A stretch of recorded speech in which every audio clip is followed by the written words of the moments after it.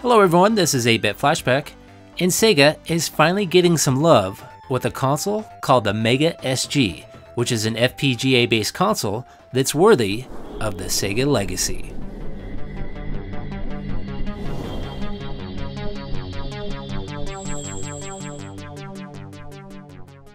So Analog, the makers of the Super NT, just announced their newest console, the Mega SG, and the pre-orders are live now with an expected shipment date of April 2019. The Mega SG uses FPGA emulation, which stands for Field Programmable Gate Array. So instead of using just standard software emulation, FPGA actually emulates the hardware itself to give it the most accurate emulation possible. So this is an article that's straight from the website, and it states that it's engineered with FPGA, no emulation. Now, my understanding of emulation means that any piece of hardware or software that reproduces what the original hardware does is a form of emulation. So this is not software emulation, but it is hardware emulation. So for compatibility, they're stating that right out of the box, it will be compatible with all Mega Drive games, Sega Genesis games, and Master System games. And there's more, it's also compatible with the Sega CD or the Mega CD via the Edge connector. The Edge connector will connect directly to your Mega CD or Sega CD, and I'm assuming it's going to be on the right side of the console, but as of now, the pictures don't truly represent where this connection is going to be. If you take a look at this picture right here, it shows both the right side of the console and the left side of the console, and notice there's no Edge connection. But clearly in this picture, it shows there's some sort of connection on the side of the console. So there's a little bit of confusion with this, but I'm sure it's just because some of the pictures are in the prototype stages. Here's a quick demonstration of a Sega CD Model 2 connection with the Sega Genesis Model 2. Notice the connection is going to be on the right side of the console, right here. So pretty much the Mega SG is going to have a connection that's in a similar spot, otherwise it's going to look really weird when you plug it into the Sega CD. Now for the Sega CD Model 1, it looks drastically different, but it still plugs into the side of the console. So that's awesome news. We're going to get to play some of our favorite Sega CD games like Lunar and Shining Force. As of right now, unfortunately, there is no support for Sega 32X. That's something hopefully in the future they can correct with just a cartridge adapter.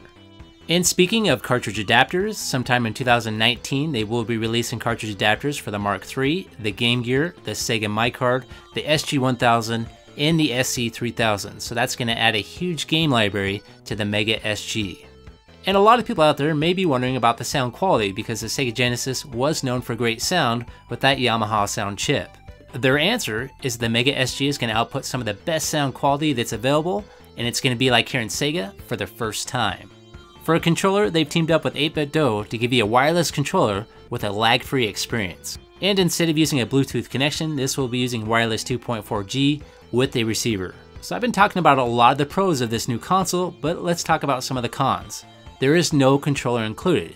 That's right, that 8BitDo controller I just talked about, you're going to have to buy that separately for about 24 bucks. Now my next complaint, which is really not that big a deal, maybe it's just me being picky, but it doesn't resemble the original console that well. Now I know because of licensing and copyright reasons, they can't replicate it, but it would be nice to see some more contours and shape to this console. The original Sega Genesis Model 1 was a beautiful looking console.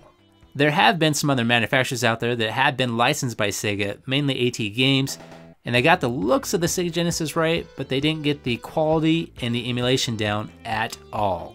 And last year, Sega announced a new console in the works called the Mega Drive Mini that also is going to be manufactured by AT Games. But what the rumor is now is that AT Games is being canned, and Sega themselves is going to make this console, which is very exciting news, and I hope it's true.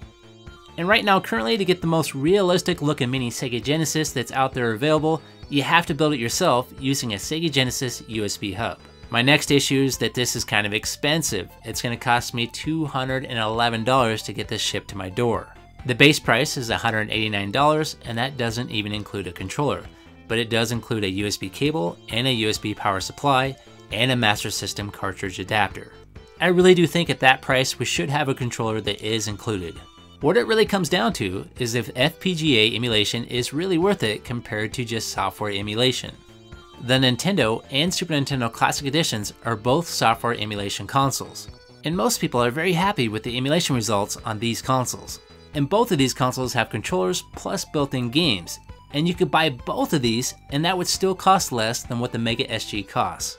So the price of the SG might definitely be a factor for a lot of people out there, and for some people it might be unaffordable. We've reached a point now where 8-bit and 16-bit software emulation is getting pretty good. And I feel there's going to be a lot of people out there that are not going to be able to tell the difference between software emulation and hardware emulation. Now for myself, I have no doubt in my mind that FPGA is going to be better, but the question is the price worth the difference? And let's also not forget that this does not come with any built-in games, so if you're not a collector like myself and have a built-up collection of Sega Genesis games and other Sega games, then this could become very, very expensive for you. There is quite a few Sega games out there that you can get for under 10 bucks, but there is also plenty of games that are going to cost you well over $100 if you want to add them to your collection. Now they have already stated that some of the special cartridges like the Game Genie will be compatible, so hopefully that means that the EverDrive will work as well. And something else I should mention is that the Mega SG also has an SD card slot, so hopefully in the future we will be able to hack that and add ROMs via the SD card. Actually, I'm going to rephrase that and say it's just a matter of time before this thing gets hacked. Okay, it's time for me to go. If you liked that video, please click that like button. If you want to hear more from me, please subscribe. And if you want to help support the channel, you can find me on Facebook and Patreon. Have yourself a great day, and I'll see you next time.